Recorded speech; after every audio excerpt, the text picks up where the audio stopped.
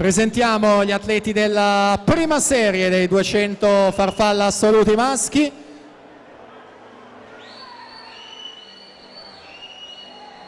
In corsia 1 per Genova Nuoto è stato terzo ai criteri e terzo ai categoria in questa gara Filippo Rinaldi.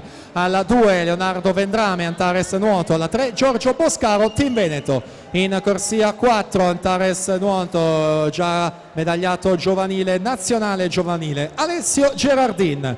Alla 5 Giovanni Carossa, Padova Nuoto. Alla 6 Stefano Saladini, Mola Nuoto. 7 Lorenzo Menegaldo, Idros. Alla 8 Matteo D'Avanzo, Team Veneto. Dunque siamo all'epilogo della serie numero 2 con Alberto Rodighiero della Leosport, 2,7 e 92 su Spadotto e Sasso, stesso tempo 2,10 e 56. Quindi già presentata, ci siamo.